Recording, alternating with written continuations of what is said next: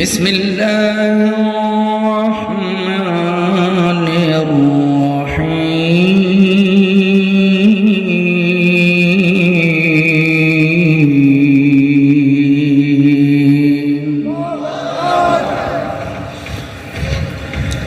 من ذا الذي يقرض الله قرضا حسنا فيضاعفه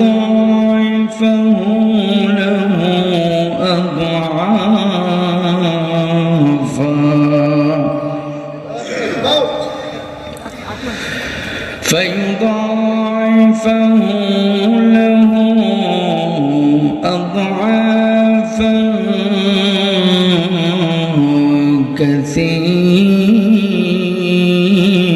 كثيرا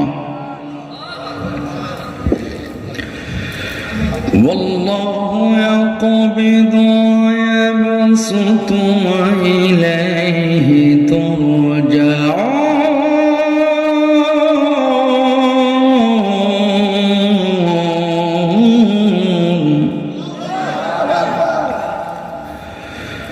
والله يقبض ويبسط وإليه ترجعون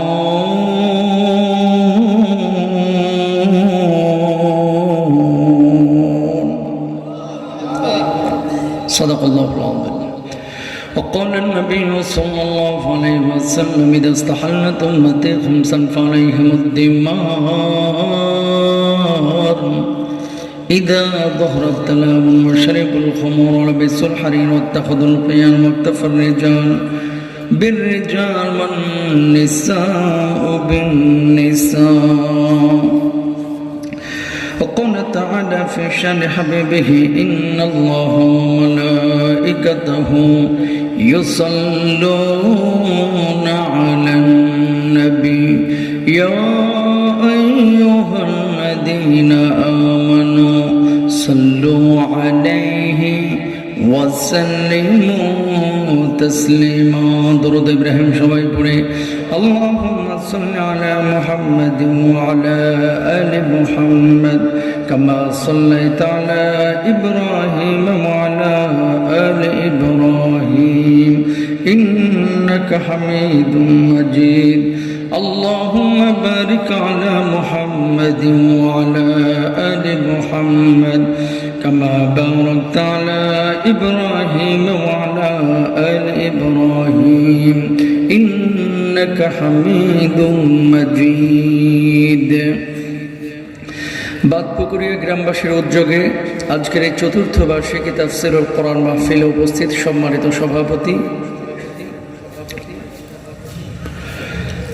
সম্মানিত সভাপতিত্ব যিনি করছেন আজকে জনাব নুরউদ্দিন আহমেদ সাহেব, পরিচালনা করছেন মোহাম্মদ শরীফুল ইসলাম সাহেব, প্রধান অতিথি হিসেবে যার নাম দেখা যাচ্ছে মুহতারাম আলাউদ্দিন আল মামুন, বিশেষ অতিথিবৃন্দ। আমার পূর্বে আলোচনা করেছেন সারা বাংলায় আনন্দ সৃষ্টিকারী খ্যাতিমান মুফাসসিরে কোরআন, হাজারো আলেমের ভালোবাসার প্রিয় পাত্র, আপনাদের এলাকার গর্বিত সন্তান মুহতারাম ডক্টর মাওলানা হাবিবুর রহমান হাফিজাহুল্লাহ। আল্লাহ সুবহানাহু ওয়া তাআলা প্রত্যেকের হায়াতে ইলমে আমলে ভরপুর বারাকা দান করুন, সবাই বলেন আমিন।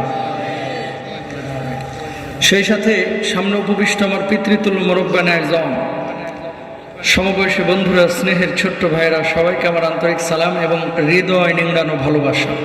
আসসালামু আলাইকুম ওয়া রাহমাতুল্লাহ। কি গো, আপনাদের মন টন খারাপ নাকি? আপনাদের সাথে কি আমার কোনো শত্রুতা আছে? আমি কি কাউকে কষ্ট দিয়েছি, খোটা দিয়েছি? তো সালামের জবাব শুনে মনে হলো যে বহু আগে আপনাদের থেকে ধান গম কিনে নিয়ে গিয়েছিলাম, টাকা পরিশোধ করি নাই, আজকে আমারে পাইছে। এরকম একটা ব্যাপার কাজ করতেছে। তাকান, আপনাদের জবাব শুনে আমার নবীজির হাদিস, সেই হাদিসটা মনে পড়ে গেল। কিয়ামতের অনেক আলামতের কথা আল্লাহর নবী বলেছেন। যেমন একটা আলামত দেখেন,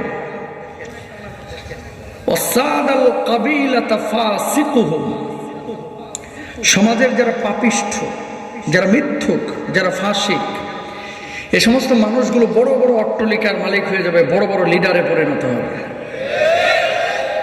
বোঝেন নাই? এলাকার হেডমাস্টারকে মানুষ বেন দিতে যায় না, শাইখুল হাদিসকে বেল দিতে চায় না, কিন্তু গন্ড মূর্খ যেটা চাঁদাবাজি করতে পারে, যেটা মানুষের হক লুণ্ঠন করতে পারে, এই মানুষটাকে অনেকে ভয়ে সম্মান ইজ্জত করে, ঠিক কিনা? তো নবীজি বলছেন উকরিমার রাজুলু মাখাফাতা শাররিহি, কিয়ামতের আগে মানুষ মানুষকে সম্মান করবে ভয় পাইয়া, ভালোবেসে না। তো এরকম একটি গুরুত্বপূর্ণ আলামত আল্লাহ নবী বলেছেন যে আত-তাসলিমুল খাসসা, মানুষ বেছে বেছে মানুষকে সালাম দিবে, আর জবাবটাও হবে বেছে বেছে। আজকে চেহারার দিকে আগেই তাকায় যে হুজুর, বক্তা, ইমাম, মুয়াজ্জিন, এমপি, মন্ত্রী, খতিব যদি হয় অনেকে সালাম দেয়, রিক্সাওয়ালা, ভ্যানওয়ালা, ফকির মিসকিন হলেও জীবনেও সালাম দেয় না। কথা বলেন না কেন? হাত তুলতে বললে অনেকে হাত তুলে বলবে যে হুজুর, আমার জন্মের পর থেকে কোনোদিন আমি কোনো রিক্সাওয়ালাকে সালাম দেই নাই। কথা বলেন ঠিক কিনা? সুন্দর করে জবাব দেন তো, আসসালামু আলাইকুম ওয়া রাহমাতুল্লাহ। এই যে আপনারা বললেন ওয়ালাইকুম আসসালাম, কেউ কেউ বললেন ওয়ালাইকুম সালাম, এটা কোনো সালামের জবাব না। ভুলটা শুধরায় দেন আজকে, বলেন ওয়ালাইকুম আসসালাম, বলেন।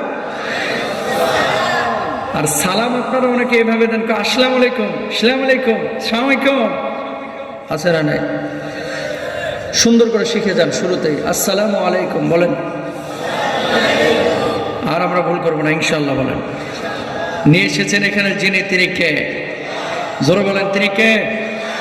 এই যে আপনারা যে মানুষগুলো বসেছেন, আমি আনন্দিত, গোছালো পরিপাটি একটা আয়োজন, খুব সুন্দর, মাশাআল্লাহ। আপনারা বলতেছেন যে একদিন মাহফিল হবে, সবাই আসছে না, কেন বসছে না? আমি বলি যে ভাই, জোর করে টাইনে নিয়ে এসেন না, কপালওয়ালা ভাগ্যবান মানুষগুলো এই জান্নাতি বাগানে বসতে পারে, ঠিক কিনা? আউল বাউল ফাউল কোনো মানুষকে, ফাউল খেলোয়াড়দেরকে আল্লাহ রাব্বুল আলামিন এখানে কবুল করে না। কথা বলেন ঠিক কিনা? আল্লাহ তাআলা বাইসা বাইসা আপনাদেরকে নিয়ে এসেছেন, চাইলে আসতে পারতেন না। খুশি না? আপনারা যদিও এখানে এসেছেন আল্লাহর জন্য, অনেক মানুষ এখানে আসে নাই, কিন্তু চায়ের দোকানে বসে বসে গীবত কমিটির সভাপতির ভূমিকা পালন করতেছে, ঠিক কিনা? আগামীর বাংলাদেশ, সম্ভাবনার বাংলাদেশ। প্রত্যেকটা মাহফিলে দেখবেন মুরব্বীদের চাইতে এখনকার মাহফিলে যুবকদের অংশগ্রহণ বেশি, ঠিক কিনা? এই যুবকরা আবার জাগবে। কথা না বলে প্লিজ, কোনো কথা না বলে। এই যুবকরা, আপনারা যে যুবকদেরকে নিয়ে সব সময় সমালোচনা করতেন যে এদের দিয়ে কিচ্ছু হবে না, ভিডিও গেম খেলে, এরা সারাদিন মেয়েদের নিয়ে ঘুরে, মেয়েদের সাথে আড্ডাবাজি করে, এমন কথা অনেক বলেছিলেন। এই যুবকরা জেগেছিল। 16 বছরের জমে থাকা জগৎ দল পাথরকে বিএনপি পারে নাই, জামাত ইসলামের ভাইরা চেষ্টা করেছে, পারে নাই। এই যুবকরা জেগেছে, হাসিনা দিল্লি পালাইছে, ঠিক কিনা মুসলমান? আরেকবার আমার যুবকরা জাগবে, সেদিন আরেকবার যে জাগবে, সেই জায়গাটা হবে আল্লাহর জমিন, আল্লাহর দ্বীনের জন্য, কোরআনের আইন বাস্তবায়নের জন্য, ঠিক কিনা মুসলমান? তো যুবকদেরকে আমরা নেগলেক্ট করবো না। বিএনপি, জামাত, জাতীয় পার্টি না, জাতীয় পার্টি না, অনেক দল 15 বছর 16 বছর আমরা চেষ্টা করেছি যে জালেম স্বরূপ শিবিরের হাজার হাজার ছেলেপেলের জীবন বিনাশ হয়েছে। কথা বলেন না কেন? আমাদের আল্লাহকে জেলের মধ্যে বন্দী করে বছরের পরে বছর তার জীবনটাকে নষ্ট করেছে, ঠিক কিনা? আল্লাহ সুবহানাহু ওয়া তাআলা এই যুবকদের মাধ্যমে এই বাংলার জমিনে একটা স্থির পরিবেশ নিয়ে এসেছেন, আলহামদুলিল্লাহ বলেন। আমরা সম্ভাবনা দেখি আগামীর বাংলাদেশে ভালো কিছু হবে, ইনশা নিয়ে এসেছেন আল্লাহ সুবহানাহু ওয়া তাআলা আপনাকে আমাকে। সে আল্লাহ সুবহানাহু ওয়া তাআলার শুকরিয়া আদায় করে হৃদয় মন জবানকে উজাড় করে সমস্বরে সবাই বলি আলহামদুলিল্লাহ।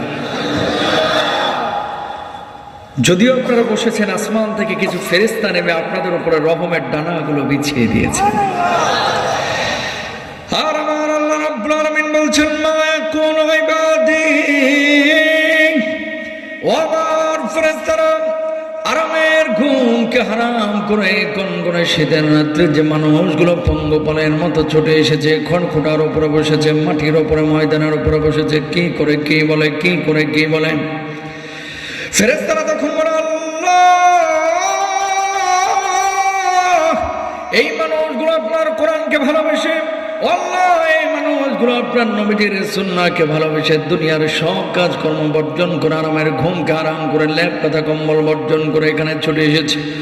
আল্লাহ রাব্বুল আলামিন এবার বলেন, হাল রাউনি, এই মানুষগুলোকে কখনো আল্লাহ রাব্বুল আলামিন দেখছে? ফেরেশতারা তখন বলে, আল্লাহ এই মানুষগুলো কখনো আপনারা দেখে না, এই চর্মচক্ষু দিয়ে দেখাও সম্ভব না। আল্লাহ রাব্বুল আলামিন তখন বলেন, এই মানুষগুলো যদি দেখতো তাহলে কি করতো? আল্লাহ রাব্বুল আলামিনকে জবাব দেন, আল্লাহ এগুলো আমি আপনার গোলামি, আপনার দাসত্ব আরো বেশি বেশি করতো। এবার আল্লাহ রাব্বুল আলামিন বলেন, মায়াসানুনি, যে মানুষগুলো এই কোন শীতের রাত্রে আরামের ঘুমকে আরাম করে ল্যাপকাথা কম্বল বর্জন করে পঙ্গপালের মতো কোরআনের ময়দানে ছুটে এসেছে, মানুষগুলো মূলত কি চায়? ফেরেশতারা তখন বলে, আল্লাহ এই মানুষগুলো আপনার কাছে জান্নাত কামনা করে, এই মানুষগুলো আপনার কাছে জাহান্নামের আযাব থেকে মুক্তি চায়। এবার আল্লাহ রাব্বুল আলামিন বলেন, আমার ফেরেশতারা তোরা সাক্ষী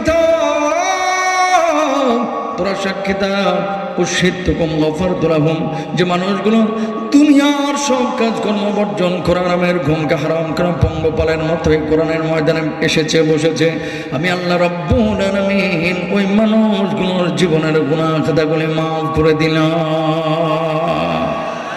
জোরে বলেন না সুবহানাল্লাহ। এই আল্লাহর ক্ষমার জন্য আমরা বসবো না শেষ পর্যন্ত ইনশাআল্লাহ? কে কে বসবো? হাতটা তুলে দেখা দেখি। লিল্লাহি তাকবীর। আল্লাহ কবুল করুক, বলুন আমিন। সূরা বাকারা আয়াত নাম্বার 245 বলেছেন আপনারা 5 আগস্টের পর আমাদের করণীয় কি? কথা না বলে প্লিজ, সাইডে কোনো কথা না বলে, বিড়বিড় করলে কানের মধ্যে আওয়াজ আসে। ফোন টোন সব বন্ধ করেন, আর ভাল না লাগলে বাড়িতে চলে যান, আমি জোর করে ধরে রাখবো না। মাইক ম্যান থাকলে শুধু আমি যে ওয়াজ করবো, 1 লাখ মানুষ থাকলে একই ওয়াজ করবো। সুতরাং মানুষ বেশি হয় কম হয় এটা কোনো ম্যাটার না। যে মানুষগুলো বসবে কোরআনের আকর্ষণে, কোরআনের কিছু কথা শোনার জন্যই বসতে হবে, ঠিক কিনা? কেউ আমরা কোনো আদবের খেলাফ কাজ করবো না। আল্লাহ তৌফিক দান করুক, আমিন বলেন। একটা আয়াত তেলাওয়াত করেছে, আয়াতটি হচ্ছে সূরা আল বাকারার 245 নম্বর আয়াত। যে টপিক দিয়েছেন এই টপিকের কথা এই আলোচনার মধ্যে চলে আসবে ইনশাল্লাহ। এখন শুধু 5ই আগস্ট নিয়ে তো 1.5 ঘন্টা আলোচনা করা যাবে না, কারণ এখানে অনেক মানুষের অনেক ডিমান্ড আছে।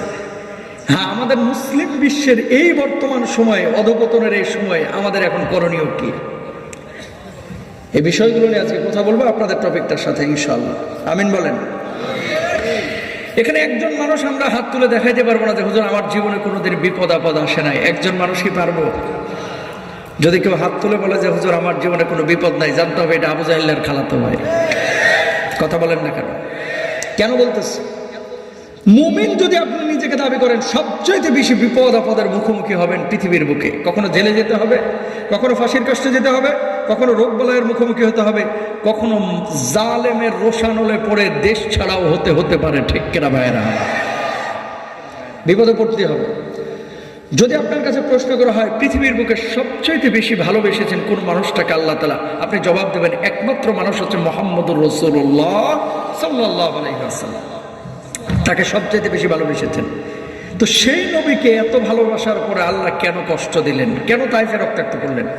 কেন উহুদে রক্তাক্ত করলেন? আল্লাহ চাইলেই তো নবীজিকে 2 তলা বিল্ডিং একটা বানিয়ে দিতে পারতেন, যেটা সোনায় মোড়ানো থাকতো মদিনার বুকে, ঠিক কিনা? দরদের ভাইরা আমার, আল্লাহর নবী বিশ্বনবী সাল্লাল্লাহু আলাইহি ওয়াসাল্লাম নিজে জবাব দিয়েছেন, আশাদ্দুন নাসি বালাআন আল আমবিয়া। এই পৃথিবীর বুকে আল্লাহ রাব্বুল আলামিন সবচেয়ে বেশি ভালোবেসেছেন নবী আম্বিয়া আলাইহিমুস সালাতু ওয়াস সালামকে। সেই নবীদের মধ্যে আইয়ুব নবীকে আল্লাহ রাব্বুল আলামিন পরীক্ষা নিয়েছেন, শরীরের মধ্যে অসুস্থতা দিয়ে। ইব্রাহিম নবীকে পরীক্ষা নিয়েছেন আগুনের মধ্যে, মূসা নবীকে পরীক্ষা নিয়েছেন সমুদ্রের মধ্যে, হারুন নবীকে পরীক্ষা নিয়েছেন, ইউনূস নবীকে পরীক্ষা নিয়েছেন মাছের পেটের মধ্যে। দুনিয়ার জিন্দেগিতে আল্লাহ রাব্বুল আলামিন নবী আম্বিয়া আলাইহিস সালাতু ওয়াস সালামকে সবচেয়ে বেশি ভালোবেসেছেন, অথচ বিপদ আপদ বেশি দিয়েছেন। আল্লাহ রাব্বুল আলামিনের রাসূল বলছেন, পৃথিবীর বুকে আল্লাহ রাব্বুল আলামিন যারা যত বেশি ভালোবাসেন তারা তত বেশি বিপদ আপদ দেন, যেমনটা নবী আম্বিয়া আলাইহিস সালাতু ওয়াস সালামকে আল্লাহ রাব্বুল আলামিন দিয়েছেন। এরপরে যারা নবীদেরকে অনুসরণ করবে আল্লাহ রাব্বুল আলামিন তাদেরকে বিপদ আপদ দিবেন। জোরে বলেন আল্লাহু আকবার। ও দরদের ভাইরা আমার, আল্লাহ রাব্বুল আলামিন আয়াতে কারিমার মধ্যে আপনার কাছে কয়েকটা জিনিস চেয়েছেন রে ভাই। দুনিয়ার জিন্দেগিতে মানুষ যখন বিপদে পড়ে যায় তখন মানুষের কাছে হাত পাতে, কখনো খাবারের জন্য, কখনো পানির জন্য, কখনো রাস্তাঘাটের জন্য, কখনো টাকা পয়সা যায় মানুষের কাছে মানুষের প্রয়োজন মেটাবার জন্য। এই দুনিয়ার জিন্দেগিতে এক শ্রেণীর মানুষ পাবেন যে মানুষগুলো মানুষকে উপকার করছে আল্লাহর কাছে প্রতিদানের আশায়। এমন কিছু মানুষ আপনার এলাকার মধ্যে পাবেন জীবনে কখনো মানুষের উপকার করে না, নিজে খায়, নিজে ঘুমায়, নিজে ভালো পড়ে, নিজে ভালো পরিধান করে, নিজে ভালো চলাফেরা করে, কিন্তু পাশের মানুষটার দিকে কোনোদিন বাঁকা চোখেও তাকায় না। ঠিক কিনা? আচ্ছা না নয়? নিজে পেট ভরে খাচ্ছে, নিজে ভালো জায়গায় থাকতেছে, কিন্তু পাশের মানুষটা মরে যাক, ওর নজর নাই। মানুষকে মানুষের কাছে হাত পাতলে কেউ দেয় আল্লাহর কাছে প্রতিদানের আশায়, যে আমি এই মানুষটাকে সহযোগিতা করলাম, আল্লাহর কাছে প্রতিদান নেব। আর কিছু মানুষ দুনিয়ার কিছু উপকারের জন্য, ধরেন 5,000 টাকা চাইলেন না, সেট করে খালি টাকা টাকা করে যান। কাকা 5,000 দেন, আগামী রোববারে 5,000-এর এগেনস্টে 500 বাড়ায় দেব। সুদের গন্ধ পাইছে, চাচাই মুচকি মুচকি হাসে আর কয়, ধর বোকা, টাকা কি পকেটে থাকে, চল বাড়িতে চল। কথা বলেন না কেন? বুঝেন নাই কথা? আসরের নামাজ পড়ে চাচা মার দাও বান্ধব করে বাইরে হয়েছে, ও মজিবর চাচা 5,000 টাকা দেন না, রোববারে দিয়ে দেবো না। সব টাকা টাকা টাকা নাই, যাও কাকা 500 বাড়ায় দেবো রোববারে, 1 সপ্তাহের এগেনস্টে। মুচকি মুচকি হাসে আর কয়, টাকা কি পকেটে থাকে, চল বাড়িতে চল। বাড়িতে যে 5,000 দিয়ে বলছে, আর লাগবে নি, যদি লাগে বল। কাকা টাকা ছিল না, এখন আইলো কোত্থেকে? তো চাষির আছে না 5,000, নামাজও পড়ে আবার সুদি কারবার করে, এরকম মুসল্লি গোটা ঝিনাইদহে একটাও নাই। এখানেও আছে নি টাকা। তাহলে হাত পাতে কিছু মানুষ মানুষকে আল্লাহর জন্য উপকার করে। আল্লাহ যদি আপনার কাছে কোনো জিনিস চায়, আপনাকে দিবেন না? দিবেন কি দিবেন না? জোরে বলেনি। কি বলেন হুজুর? জানটা চাইলে আমি আল্লাহর জন্য জানটাই দিতে রাজি আছি। ঠিক কেনা? দরদের ভাইরা আমার, আল্লাহ রাব্বুল আলামিন এই আয়াতে কারিমার মাধ্যমে আপনার কাছে দুইটা জিনিস চেয়েছেন। খেয়াল করেন আল্লাহ রাব্বুল আলামিন কি বলছেন? মাযাল্লাযী ইউকরিদুল্লাহা কারদান হাসানান ফায়ুদাঈফাহু লাহু আদআফান কাসীরা ওয়াল্লাহু ইয়াকবিদু ওয়া ইয়াবসুতু ওয়া ইলাইহি তুরজাউন।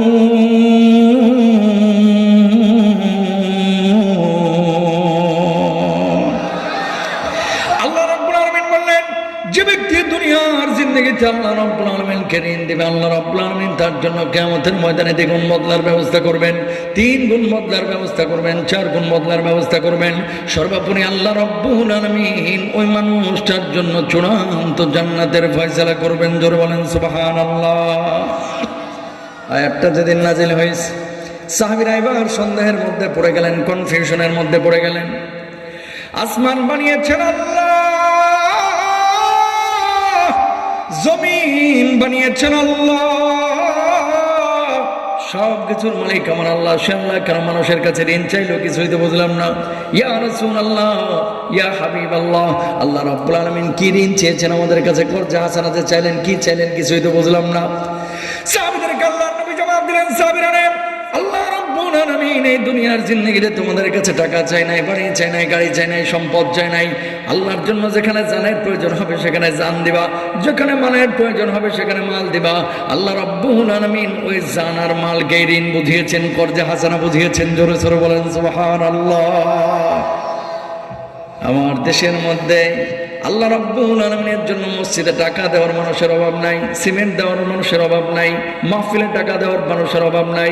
মসজিদের ফ্যান লাগবে, মানুষের অভাব নাই। সেই ফ্যান দেওয়ার জন্য কিন্তু আল্লাহর জমিনে ঝিনাইদহের বুকে আল্লাহর দ্বীনের জন্য বুকে রক্ত দেওয়া লাগবে, জান দেওয়া লাগবে। এই জান দেওয়া মানুষের বড্ড অভাব। ঠিক কিনা?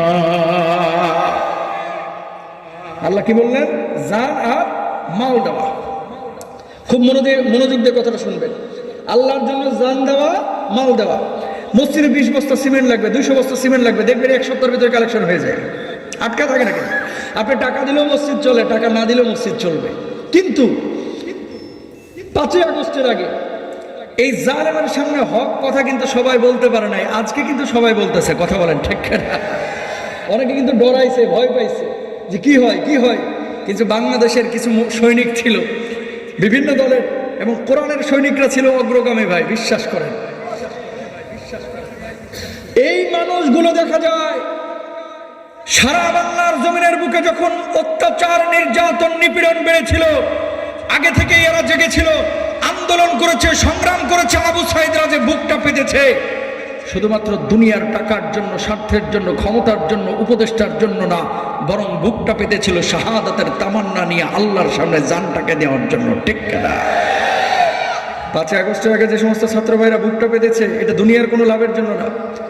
জীবনটা দেওয়া এটা কিন্তু বড় কঠিন কাজ ভাই, এটা সহজ কোনো জিনিস না, এটা অনেক বড় কঠিন কাজ। আপনার এলাকায় তাকায় দেখেন, নামাজ পড়তে রাজি আছে, রোজা করতে রাজি আছে, হজ করতে রাজি আছে, ওমরায় যেতে রাজি আছে, কিন্তু যদি বলা হয় কাকা সুইডেনে নবীজিকে বিকৃত করা হয়েছে, সম্মান নিয়ে টান দেওয়া হয়েছে, আসেন একটু মিছিল করে, ওই জায়গায় কাকা রাজি না। তো এটা হেফাজতের আর জমাতের কাজ, আমার কাজ না। কথা বলেন না কেন? আছে না এরকম? আছে। কিয়ামতের আগে নবীজি সাল্লাল্লাহু আলাইহি ওয়াসাল্লাম এই জন্য বলেছে মসজিদে মুসল্লির সংখ্যা বাড়বে কিন্তু আসল ইমানদারের সংখ্যা কমবে। এই জামানা চলতেছে সেই জামানা, ইমানদারের সংখ্যা কমেছে, মুসল্লির সংখ্যা বেড়েছে। নামাজ পড়ে সুদ খায়, নামাজ পড়ে ঘুষ খায়, নামাজ পড়ে হারামখোরকে ভোটও পর্যন্ত দেয়, নামাজ পড়ে ইসলামের বিপক্ষে আইনও তৈরি করে। কথা বলেন ঠিক না? আছে না নাই? আয়াত যেদিন নাজিল হইল, নাজিলের পরে আবু বকর সিদ্দিক রাদিয়াল্লাহু তাআলা আনহু পরবর্তী দিন গিয়েছেন মদিনার বাজারে এক কিনারার মধ্যে দাঁড়ানো। এমন মুহূর্তে একজন ইহুদি আবু বকরকে লক্ষ্য করে বলছে, ও আবু বকর, গতদিন শুনলাম তোমার আল্লাহ আয়াত নাজিল করেছে। কয় হ্যাঁ আয়াত নাজিল করেছে। এটা আবার কেমন আল্লাহ? তোমার আল্লাহ তো এতদিন শুনলাম সব কিছুর মালিক, এখন আবার শুনলাম তোমার আল্লাহ ঋণ চাইছে। ইহুদি ঠিক সময় কথা বলছে। আবু বকর বললেন, আমার আল্লাহ রাব্বুল আলামিন ঋণ চেয়েছেন, তার মানে টাকা পয়সা যায় নাই, বরং জানার মাল চেয়েছেন। ইহুদি বলতেছে, আবু বকর তোমার আল্লাহ একটা ফকির, তোমার আল্লাহ একটা মিসকিন। জোরে বলেন নাউজুবিল্লাহ। নরম মেজাজের আবু বকর এবার একটু গরম হয়ে গেছে। ইহুদি জিহ্বা সামলায় কথা বলবে। আমারে গালি দিচ্ছিস দে, আমি কিচ্ছু বলবো না। আমার বাপ মানে গালি দিচ্ছিস দে, আমি কিচ্ছু বলবো না। কিন্তু আমার সামনে আমার আল্লাহকে, আমার নবীকে গাল মন্দ করবে, আমি আবু বকর হাত গোটায় বসে থাকবো না। বলুন আল্লাহু আকবার। কলিজা আগুন জ্বলে না? আয়াতের অপব্যাখ্যা করে দ্বিতীয়বার আবার বলছে তোর আল্লাহ ফকির। আবু বকর কে? ইহুদি। তৃতীয়বার আবার বলছে তোমার আল্লাহ ফকির। এবার যাইবি কই? আবু বকর ডান হাতটা তুলিয়া টুটিটা ধরে ঠাস করে ইহুদির গালে থাপ্পড় বসিয়ে দিছে। আল্লাহু আকবার বলা। এবার ইহুদি গালের মধ্যে হাত দিয়ে আল্লাহর নবী বিশ্বনবী সাল্লাল্লাহু আলাইহি ওয়াসাল্লামের বাড়ির দিকে দিলেন দৌড়। ওগো মুহাম্মদ সাল্লাল্লাহু আলাইহি ওয়াসাল্লাম, কি শিখান আপনি সাহাবীদেরকে? কি শিখান? কই কি হয়েছে? কয় আপনার সাহাবীরা তো ইহুদি ধরে ধরে মারে। কে মারছে তোমাকে? কয় আপনার আবু বকর মারছে। আল্লাহর নবী বললেন, আমি বিশ্বাস করি না, আমি বিশ্বাস করি না।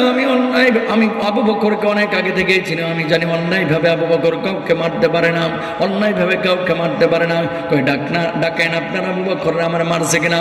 আল্লাহর নবী এবার ডাক দিলেন, আবু বকর কি শুনলাম তোমার ব্যাপারে, তুমি নাকি ইহুদিরে মারছো।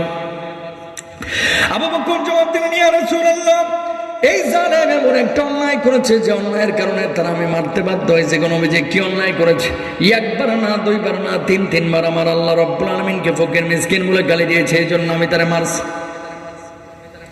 আবু বকর বলতেছেন, আল্লাহ রাব্বুল আলামিনকে গান বন্ধ করেছে, এই জন্য আমি তারে মারছি। কোন বিজি এই আস্তে কথা বলো, জোরে কথা বলতেছে কেন?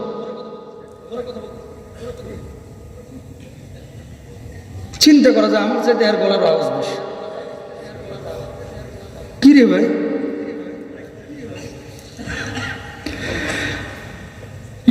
আবু বকর বললেন, ইয়া রাসূলুল্লাহ, একবার না, দুইবার না, তিনবার আল্লাহ রাব্বুল আলামিনকে গালমন্দ করেছে, এই জন্য আমি তারে মারছি, অন্যায় ভাবে আমি মারি নাই। ইহুদিকে নবীজি বলছেন, কি রে ইহুদি, কেন আমার আল্লাহকে গালমন্দ করেছিস? ইহুদি জবাব দিল, আল্লাহর নবীকে আমি গালমন্দ করি না, আপনার আবু বকর মিথ্যা কথা বলছে। আবু বকর কি শুনলাম তুমি নাকি মিথ্যা কথা বলতেছ? আবু বকর জবাব দিল, নবীজি ঈমান আনার পর থেকে আবু বকরের জবান দিয়ে কোনোদিন মিথ্যা কথা বাইর হয় নাই।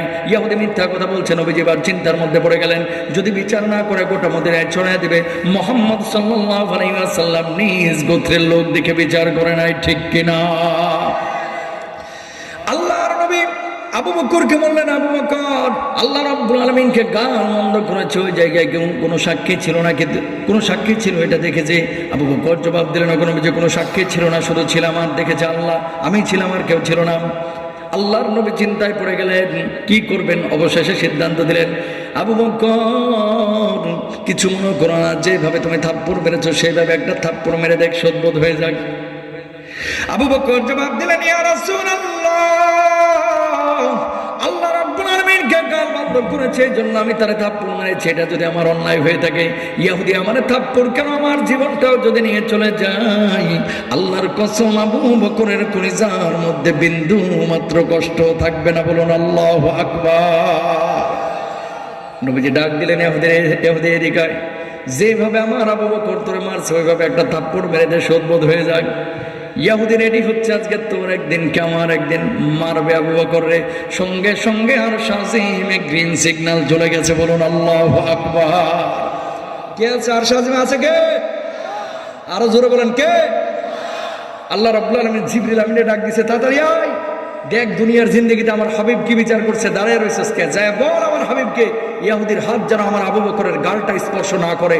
আর খবরদার খবরদার, মারলে কিন্তু মেসাকার হয়ে যাইব। ইহুদি না কর, আমার হাবিবকে বল আবু বকর সত্য কথা বলেছে, ইহুদি মিথ্যা কথা বলতেছে। আবু বকরের পক্ষে দুনিয়ার কোনো সাক্ষীর প্রয়োজন নাই, আমি আল্লাহ রাব্বুল আলামিন আরশ আজিম থেকে আবু বকরের পক্ষে সাক্ষী হয়ে গেলাম। একজন মানুষের পক্ষে সাক্ষী দিচ্ছেন কে? একজন মানুষের পক্ষে সাক্ষী দিচ্ছেন কে? জিবরিল আমিন মুহূর্তের মধ্যে আল্লাহর নবীর কাছে এসে হাজির। ইয়া রাসূলুল্লাহ, কি বিচার আপনি করছেন? খবরদার ইহুদিরে সামলান।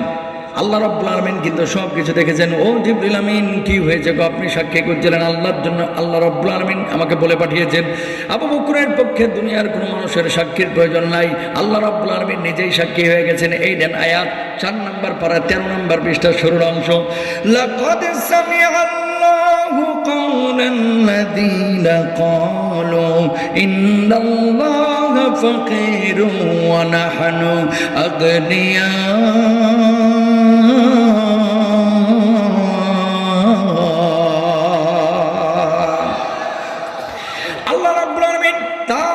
শুনেছেন যে আমার আল্লাহকে ফকির মিসকিন বলে গালি দিয়েছে। আমার আল্লাহ ফকির না মিসকিন না, কুল কায়নাতের সব চাইতে বড় বড় ফকির মিসকিন কুলাঙ্গার দ্বারাই যারা আমার আল্লাহ রাব্বুল আলামিনকে দুনিয়ার জিন্দেগিতে গালমন্দ করে, ঠিক কিনা? এবার আসেন, আপনার এলাকার মধ্যে আবু বকর আপনার আমার চাইতে নামাজ কম পড়তো না বেশি? বেশি না কম? তাহাজ্জুদ কম না বেশি? আমার দেশের নারায়ণগঞ্জের একজন এমপি সাহেব ছিলেন, 70 থেকে 80 রাকাত প্রতিদিন তাহাজ্জুদ পড়তেন। ভাই ইবলিসও বিশ্বাস করবে এই কথাটা? কথা বোঝেন নাই? ইবলিসও যদি বলা হয় যে আমি প্রতিদিন 80 রাকাত তাহাজ্জুদ করি, ইবলিস সেই দিন রাত্রেবেলা মানে হাসির ঠেলার ঘুমাইতে পারবো না। কি কয়, একে আমার চাইতে বড় বাটপার? কথা কন না কেন? আবু বকর আপনার চাইতে আমার চাইতে নামাজ কম পড়েছে না বেশি? দেখেন, নরম মেজাজ আবু বকরের ছিল, কিন্তু প্রয়োজনে দিনের স্বার্থে আল্লাহ আল্লাহ রাসূলের জন্য গরম হয়েছে, গর্জে উঠেছে, হুঙ্কার মেরেছে, আঘাত করেছে, প্রতিরোধ করেছে, ঠিক কিনা? ইদানিং কিছু যুবক দাঁড়িয়ে রাখা শুরু করেছে।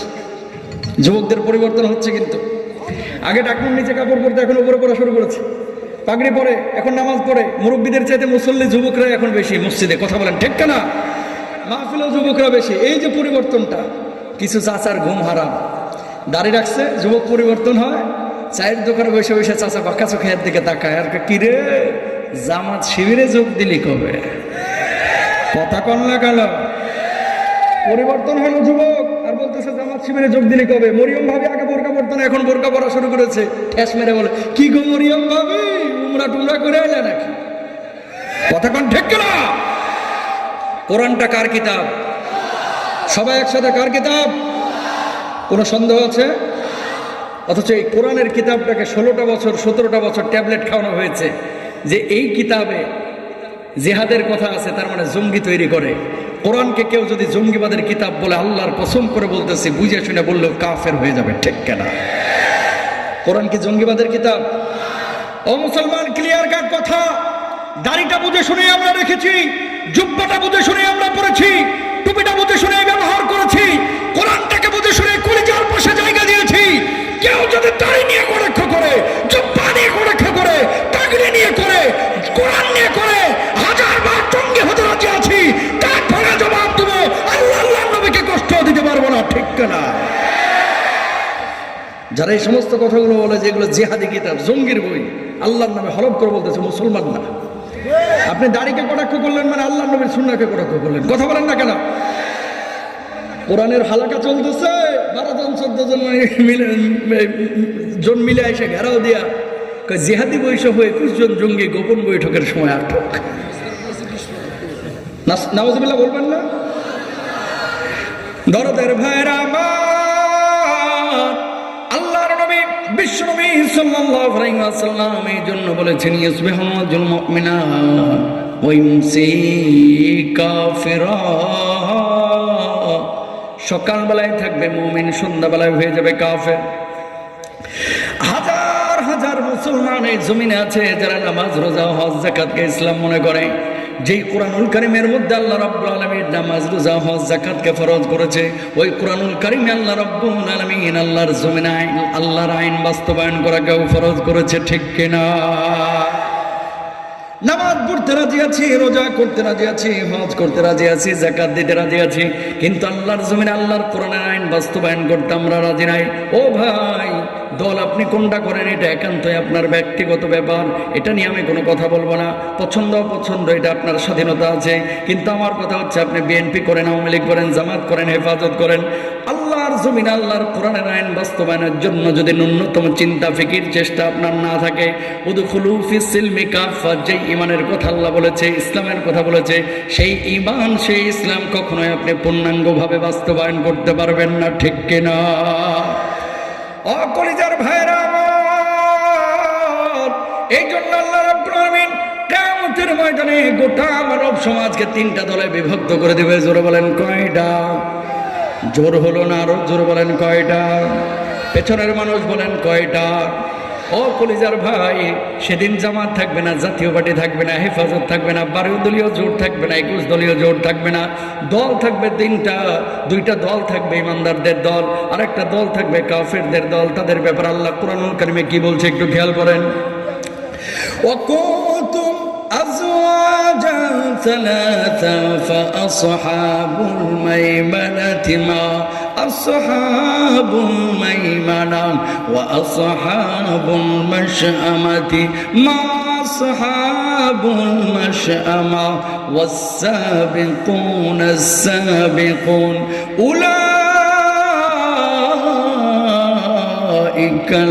المقربون।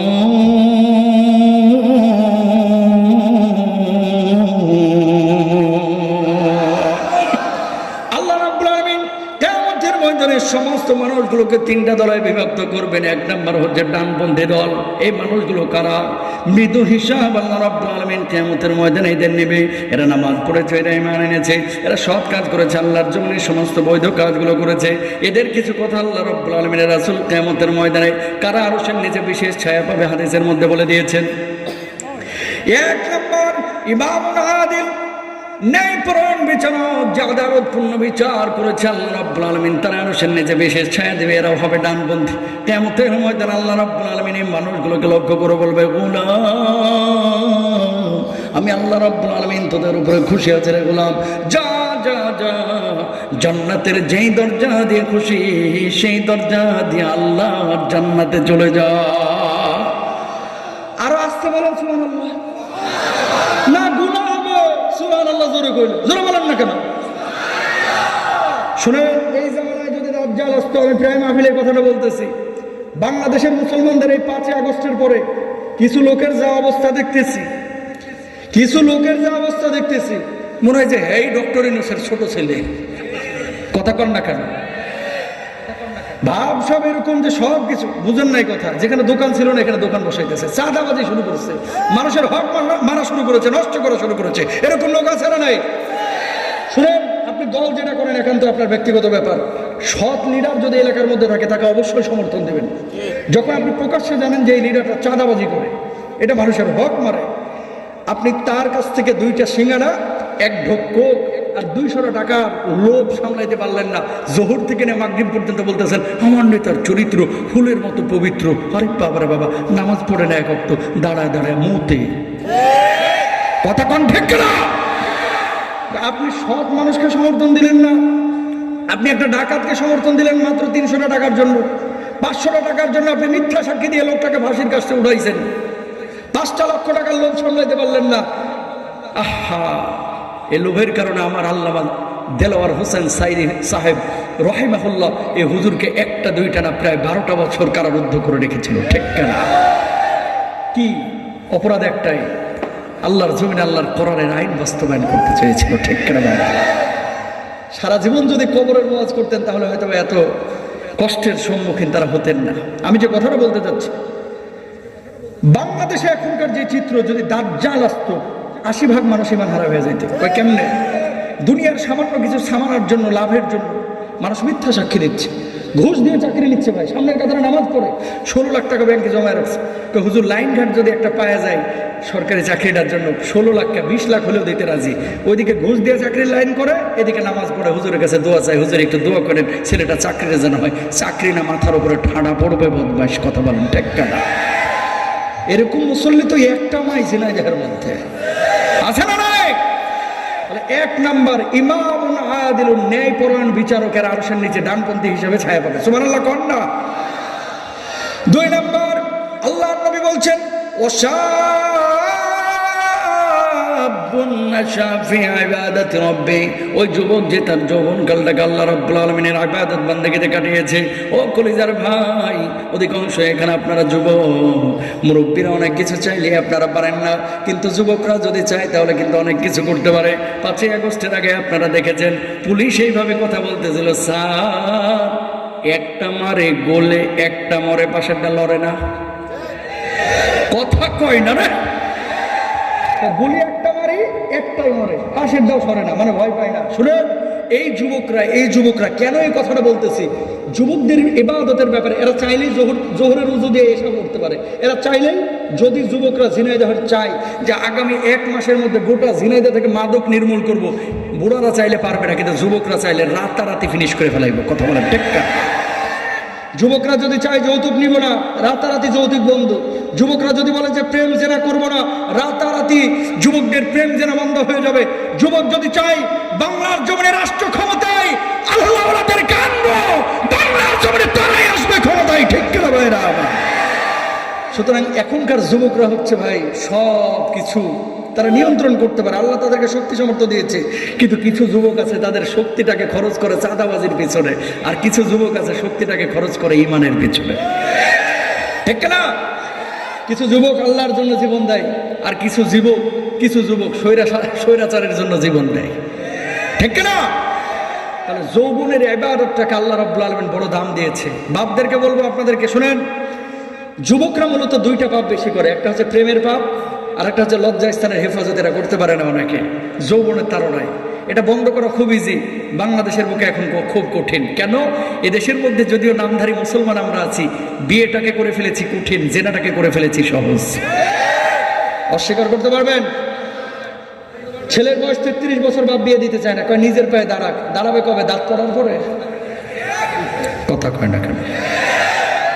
রিয়েলিটি মেনে নেন ভাই, চূড়ান্ত বাস্তব কথা, যেটা আল্লাহ বলেছে, কোরআনে বলেছে, আল্লাহ নবী বলেছে, সেটাই চূড়ান্ত বাস্তব কথা। আজকে জেনা যারা করতেছে, প্রেম যারা করতেছে, অবৈধ রিলেশন যারা করতেছে, একমাত্র কারণ হচ্ছে যৌবনের তাড়না। এই যৌবনের তাড়না তখনই বন্ধ হবে যখন বিয়েটা সমাজের মধ্যে সহজ হবে। ঠিক না? মেয়ের বয়স 27 বছর, অনার্স শেষ, মাস্টার শেষ, বাপ মা বিয়ে দিতে চায় না। অনেক সময় বাপকে বলা হয়, আপনার ছেলেকে তো দেখলাম মাগুরা ব্রিজের কাছে এক মেয়ে নিয়ে ঘুরতে, চাচাই মুচকে মুচকে হাসে, তো এই বয়স একটু করে। কথা কর না কেন? আছে না? তাহলে 1 নাম্বার কারণ হচ্ছে নিজের পায়ে দাঁড়া করতে করতে বিয়েটাকে কঠিন করতেছে।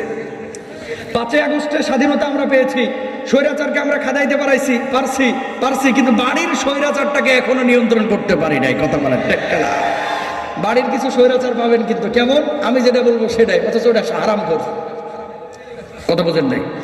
বাড়ির সব অভিভাবক কিন্তু ভালো না। কিছু অভিভাবক আছে, দেখবেন আপনি সুদী ব্যাংকে চাকরি করলেন না কেন, এই জন্য বড় ভাই আপনার সাথে কথা বলে না, এত সুন্দর চাকরি ছাইড়ে দিল, এর মতো ছাগল কেউ আছে? ছাগল তো বড় নাই। কথা কর না কেন? আমার পরিচিত চাঁপাইনবাবগঞ্জে ব্যাংকে চাকরি করতে 85,000 টাকা বেতন। হুজুরদের ওয়াজ শুনে, আমাদের ওয়াজটা শুনে সাচ্চা মুসলমান ভাই দাঁড়িয়ে রেখে দিচ্ছে, সুদী ব্যাংকে চাকরি ছেড়ে দিল। এলাকার মানুষ বলে পাগল। কথা বোঝেন নাই? মুস্তাক ফয়েজি হুজুর থাকলে বলতো, সোনামণি তুই একটা ছাগল। কথা বলেন ঠিক না? পাগল পাগল, 85,000 টাকার চাকরি কেউ ছাড়ে?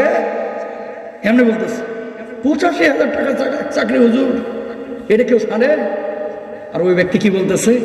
দুনিয়ার জিন্দগির 85,000 টাকা কামাইতে গিয়ে আল্লাহর জিন্দগির, আখিরাতের জিন্দগির 85,000 কোটি বছরের ফ্যাসিলিটি আমি হারাইতে চাই না। এক নম্বর। দুই নম্বর, না, রাজশাহী বিশ্ববিদ্যালয়ের আইন বিভাগ, এটা কিন্তু খুব দামি বিভাগ, মানে ওই যে সাবজেক্টটা ল, রাজশাহী বিশ্ববিদ্যালয়ের খুব কঠিন, চান্স পাওয়া এবং পড়াও। ল থেকে পড়ে একজন অ্যাডভোকেট হইল। এখন যা দেখলে ওখানে সত্য মিথ্যা বলতে হয়। আমাদের এক মুরব্বীর কাছে গেছে যে হুজুর কি করবো? কয় কাপড়ের ব্যবসা করো। আমি রাজশাহী বিশ্ববিদ্যালয় থেকে অনার্স মাস্টার্স করে ল নিয়ে পড়ে কাপড়ের ব্যবসা করবো? আবু বকর যদি খলিফা হয়ে পারে তাহলে তুমি পারো না কেন? আল্লাহু আকবার বলবেন না? অ্যাডভোকেটগিরি ছাড়িয়ে দিয়া মধু, কালো জিরা, কাপড়ের ব্যবসা শুরু করলো। এলাকার মানুষ তাকায় আর বলে মাথা গেছে। মাথা না, মাথার ঘেলু নাই, আর গোবরে পরিণত হয়েছে। আল্লাহ তাআলা কি বলছেন? ওমাইয়াত্তাকিল্লাহ ইয়াজআল লাহু মাখরাজা। ভাই লিখে দিলাম, কলিজা লিখে নিয়ে যাই। ফ্ল্যাশ বন্ধ করো, ফ্ল্যাশ। কেউ যদি আল্লাহকে ভালোবেসে এরকম একটা হারাম কাজ ছাড়ে, আল্লাহ তাআলা তার জন্য এমন রিজিকের ফয়সালা করে দেয় যেটা সে গণনা করে শেষ করতে পারে না। এই লোক কাপড় বেচা, মধু বেচা লোকটা আজকে লন্ডনের বিশাল একটা কোম্পানিতে চাকরি করে, যেখানে বাংলাদেশি টাকায় 10.5 লক্ষ টাকা বেতন পায়। আল্লাহু আকবার বলবেন না? তো রিজিকের ফয়সালা কোথায় হয়? আসমানে। বাপদেরকে বলবো, যুবক ছেলেরা যাদের বয়স 22, 23, 25 হয়ে গেছে, সামর্থ্য যদি থাকে দ্রুত বিয়ে করান। কারণ কি? আপনার জোরে বল, আরো জোরে কর, জোরে বলেন আলহামদুলিল্লাহ। তার মানে কি জানেন? এই যুবকরা গুনাহ থেকে বাঁচতে চায়, ঠিক কিনা? আবারও বলি, এই যুবকরা গুনাহ থেকে বাঁচতে চায়। এই যুবকরা আপনাদের কলিজার টুকরা, তারা চায় গুনাহ থেকে বাঁচতে। দ্রুত বিয়েটা করায় দেন, আল্লাহ তাআলা রিজকের ফয়সালা করবে ইনশাআল্লাহ। এটাই নবীজির সুন্নাহ, এটাই নবীজির সুন্নাহ। বাংলা কিরে ভাই, আমি কি হাসির কথা বললাম? সবাই যে হাসতেছেন আপনারা, যুবক বেশি খুশিতে না। আরেকটা কাজ করবা তোমরা, যদি বাপ মা তাও রাজি না হয়, বিয়ে নিয়ে আমাদের যত ওয়াজ আছে, নিজান আজারি ওয়াজ আছে, লাউড স্পিকারে বাড়িতে ছেড়ে রাখবা, মা বুঝুক কিছু একটা প্রয়োজন। আলহামদুলিল্লাহ বলেন না? দ্রুত বিয়ে করেন। গত 1 বছরে ঢাকা সিটির মধ্যে তালাকের আবেদন পড়েছে 56,000। কয় সুবহানাল্লাহ, জোরে বলেন না? তথ্য দিচ্ছি জাতীয় দৈনিকের, 56,000 তালাকের আবেদন পড়েছে। 81% তালাক। এটার পেছনে হচ্ছে মেয়েদের পক্ষ থেকে ছেলেদেরকে তালাক দেওয়া হচ্ছে। আগে ছেলেরা তালাক দিতে, এখন তালাক দেয় মেয়েরা। 89% তালাকের কারণ হচ্ছে মোবাইল শরীফের মাধ্যমে পরক্রিয়া। তাহলে এই পরক্রিয়া বাড়তেছে, বাড়ার পেছনে কারণটা কি শুনেন? সরকারি চাকরি দেখে অনেক বাপের মাথা নষ্ট হয়ে যায়। কথা বোঝেন নাই? টাকা দিয়ে সুখী হওয়া যায় না ভাই, লিখে নিয়ে যান কথাগুলো। টাকা দিয়ে সুখী হওয়া যায় না, প্রভাব দিয়ে, নেতাগিরি দিয়ে, প্রতিপত্তি দিয়ে সুখী হওয়া যায় না, বাপের কি আছে দিয়ে সুখী হওয়া যায় না। সুখী হইতে আল্লাহর দিন লাগে, কোরআন লাগে, ঠিক না? কোন মেয়ের বাপকে দেখবেন না কোনো ছেলের ব্যাপারে যাই জিজ্ঞেস করে ছেলে নামাজ পড়ে কিনা, এটা প্রথমে জিজ্ঞেস করে না। প্রথম প্রশ্ন, ছেলে করে কি? যদি শুনছে ছেলে সরকারি চাকরি করে, দাঁত দুইটা না থাক, কোনো সমস্যা নাই, লেনদেন হোক, তারপরে সমস্যা নাই। আবারও বলি, সরকারি চাকরি সুখী করে না, সুখী হইতে দিন লাগে। আল্লাহু আকবার। ওসমান রাদিয়াল্লাহু তাআলা 4টা গুণ ছিল বিশেষ, গোপন তথ্য ফাঁস করে দিয়ে আজকে। গোপন তথ্য ফাঁস, 4টা গুণ ছিল ওসমান রাদিয়াল্লাহু তাআলার কাছে।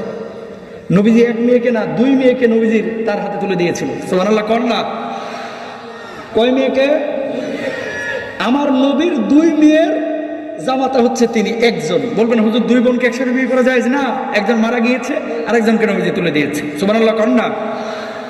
4টা গুণের কারণে নবীজি ওসমানকে এত পছন্দ করে 2 মেয়েকে বিয়ে দিয়েছেন। অন্য সাহাবীরা তো ছিল, তাদের হাতে তো দিতে পারতেন, কেন ওসমানকে দিলেন? 1 নম্বর গুণ, ওসমান ছিলেন তাকওয়াবান। 2 নম্বর, তিনি ছিলেন লজ্জাশীল। এমন লজ্জা পাইতেন ছেলেদের সামনে, স্ত্রীদের সামনে, সাহাবীদের সামনে, নবীদের সামনে। চরম মানের লজ্জাশীল ছিলেন। পুরুষের অলংকার কিন্তু লজ্জা। কিছু পুরুষ আছে দেখবেন, মহিলারা ঘাটের ধারে দাঁড়ায় আছে, ওই লেংটি পইরা ধাপ করে পুকুরের মধ্যে ঝাঁপ মারে, বেরেক নাই, কোনো বেরেক ফেল পুরুষ, সেগুলো ঠিক কেনা ভাই? পুরুষের ব্যক্তিত্ব হচ্ছে লজ্জায়, হায়া। 2 নম্বর গেল। 3 নম্বর, ওসমান রাদিয়াল্লাহু তাআলা আনহুর একটা গুণ ছিল, তিনি ছিলেন মালদার, সম্পদশালী। 4 নাম্বার, ওসমান ছিলেন দায়িত্ববান। এই 4টা গুণের কারণে নবীজি তার 2 জন কন্যাকে ওসমানের হাতে তুলে দিয়েছেন। জোরে বলেন সুবহানাল্লাহ। মেয়ের বাপদেরকে বলবো, শুধু সরকারি চাকরি বেসরকারি চাকরি না, ওসমানের মতো এই 4টা গুণ আছে কিনা খেয়াল করেন। নামাজ পড়ে কিনা খেয়াল করেন, মেয়ে সুখে থাকবে ইনশাল্লাহ বলেন। মেয়েদের 4টা জিনিস দেখবেন, সম্পর্ক বলে দেই। লিমালিহা, সম্পদ আছে কিনা। ওলি জামালিহা, মেয়ের সৌন্দর্য আছে কিনা। ওলি হাসাবিহা, মেয়ের বংশমর্যাদা কেমন। যেই মেয়ের মা ভালো, ওই মেয়ে বেশি ভালো। ম্যাক্সিমাম মায়েদের আচরণ কিন্তু পায় মেয়েরা, আর বাপের আচরণ পায় হচ্ছে ছেলেরা। গাছ যদি ভালো হয়, ফলটা ভালোই হবে। গাছের গোড়ায় যদি পোকা লাগা থাকে, স্টার জলসা, মেয়েটাও কিন্তু এরকম স্টার জলসা শরীফের মতোই হবে, ঠিক কিনা? তাহলে বউটা নির্বাচন করতে হবে দিনদার কিনা, নামাজ রোজা করে কিনা, আল্লাহ রাব্বুল আলামিনের বিধানগুলো মানে কিনা। 3 নম্বরে দেখবেন। 4 নম্বর বলে দিনইহা, নবীজি বলেছেন যে তার দিনদারিতা আছে কিনা, এগুলো দেখবেন ইনশাল্লাহ বলেন। প্রিয় ভাইরা আমার, এই কথাগুলো বলার উদ্দেশ্য হচ্ছে একটাই, বিয়েটাকে সহজ করেন, বিয়েটাকে কঠিন করবেন না। মোহরানা দিবেন অল্প স্বল্প, যেটা নগদ আদায় করতে পারে। আল্লাহর নবী খাদিজাতুল কুবরা রাদিয়াল্লাহু তাআলা আনহাকে মোহরানা দিয়েছিলেন 500 দিরহাম। বাংলাদেশি টাকায় যদি কনভার্ট করেন তাহলে 1,60,000 থেকে 1,85,000 টাকা।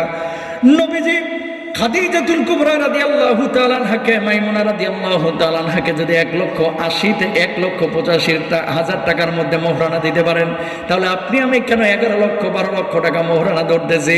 যদি বলা হয় কাকা ও তো ঢাকা শহরে বেতন পায় মাত্র 26,000, কেন আপনি তার উপরে 11 লক্ষ টাকা মোহরানা চাপায় দিলেন? অমনি জবাব দেয়, প্রথমে আটকে দিলাম যেন আমার মেয়েরে কখনো ছাড়তে না পারে। কথা বলেন ঠিক কিনা? ও কলিজার ভাইরা আমার,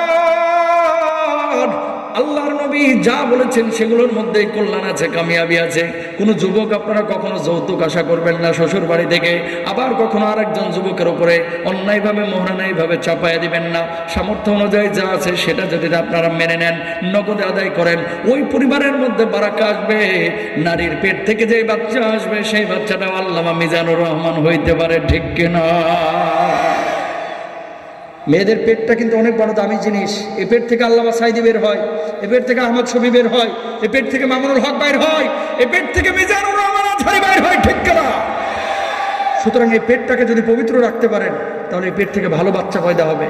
পেট যদি নাপাক হয়, খাবার যদি নাপাক হয়, বউ নামাজ পড়ে আর আপনি হারাম খাচ্ছেন আর পেটের মধ্যে আপনি হারাম ঢুকাচ্ছেন, ওই পেট থেকে ভালো বাচ্চা আশা করা যায় না, ওই পেট থেকে ভালো বাচ্চা আশা করা যায় না, ঠিক কিনা?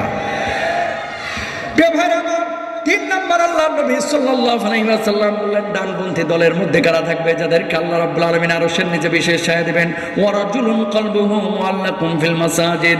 এমন কিছু মানুষ আপনার এলাকার মধ্যে আপনি পাবেন যে মানুষগুলো ফজরের নামাজের পরে অপেক্ষা করে কখন যোহরের আজান দিবে, যোহরের পরে অপেক্ষা করে কখন আসরের আজান দিবে, আসরের পরে অপেক্ষা করে কখন মাগরিবের আজান দিবে। নামাজের জন্য সব সময় মন টান করে, মসজিদের সাথে সম্পৃক্ত থাকে। আল্লাহ রাব্বুল আলামিন ওই মানুষগুলোকে আরশের নিচে বিশেষ ছায়া দিবেন। জোরে বলেন সুবহানাল্লাহ। 4 নম্বর, আল্লাহর নবী বিশ্বনবী সাল্লাল্লাহু আলাইহি ওয়াসাল্লাম বলছেন, ওয়ারাজুলান তাহাব্বা ফিল্লাহি জিতামা আলাইহি ওয়া তাফাররাকা আলাইহি। ওই 2 জন মানুষ যারা বন্ধুত্ব করেছে, ভালোবাসা তৈরি করেছে আল্লাহর জন্য, আবার সম্পর্ক ছিন্ন করেছে আল্লাহর জন্য, আল্লাহ রাব্বুল আলামিন তার মানুষের নিচে বিশেষ ছায়া দিবেন। 5 নম্বর, রাজুলুন তালাবাতু ইমরাতু যাতি মানসাবিন ওয়া জামালিন ফাকালা ইন্নী আখাফুল্লাহ। যুবকরা মনোযোগ দিয়ে শোনো, মুরব্বীরা মনোযোগ দিয়ে শোনেন। আল্লাহর নবী বলছেন, কোন নারী যদি কোনো পুরুষকে আহ্বান করলো, আসো আমার সাথে প্রেম নিবেদন করো, আমার সাথে মেলামেশা করো, আমার সাথে সহবাস করো, আমার সাথে একান্ত সম্পর্ক স্থাপন করো, তখন যদি কোনো যুবক বলে, কোনো পুরুষ বলে, কোনো নারী বলে, ইন্নী আখাফুল্লাহ, আমি আল্লাহকে ভয় পাই, তোমার সাথে আমি এরকম মেলামেশা করতে পারবো না। আল্লাহর নবী বলছেন, আল্লাহ রাব্বুল আলামিন এই ত্যাগ কুরবানির কারণে ওই ব্যক্তিকে আরশের নিচে বিশেষ ছায়া দিবেন। জোরে বলেন সুবহানাল্লাহ। 6 নম্বর, আল্লাহর নবী বললেন, ওয়ারাজুলুন যাকারাল্লাহ খালিয়ান ফাফাদাত আইনাহু। গোপনে যারা আল্লাহ রাব্বুল আলামিনকে ডাকে, কান্না করে। 7 নম্বর, ওয়ারাজুলুন তাসাদদাকা ফাহাত্তা লা তা'লামা শিমালুহু মা তুনফিকু ইয়ামিনু। এমন কিছু মানুষ আছে যারা ডান হাতে দান করলো কি বাম হাতে টের পায় না, গোপনে দান করেছে, আল্লাহর জন্য নাম ঘোষণাও পর্যন্ত করতে চায় না। গোপন দাতা এই সমস্ত মানুষগুলোকে আল্লাহ রাব্বুল আলামিন কিয়ামতের ময়দানে আরশের নিচে বিশেষ ছায়া দিবেন। জোরে বলেন সুবহানাল্লাহ। তাহলে 1 নাম্বার হচ্ছে ডানপন্থী দল, আমরা এই দলে হব কি হব না ইনশাআল্লাহ বলেন। 2 নাম্বার বামপন্থী দল কারা? যারা আল্লাহকে মানে নাই, নবীরে মানে নাই, যারা কুফরি করেছে, যারা কোরআনের বিপক্ষে কথা বলেছে, আল্লাহর বিপক্ষে কথা বলেছে, যারা ইসলামকে ফলো করে নাই, এই মানুষগুলোকে আল্লাহ তাআলা কিয়ামতের ময়দানে বামপন্থী হিসাবে আরশের বাম পাশে জায়গা দিয়ে বিনা হিসেবে জাহান্নামের মধ্যে নিক্ষেপ করবে। জোরে বলেন নাউযুবিল্লাহ। 3 নাম্বার ওয়াসাবিকুন আস-সাবিকুন, এরা কিয়ামতের ময়দানে ভিভিআইপি ফ্যাসিলিটি পাবে। সুবহানাল্লাহ বলেন না?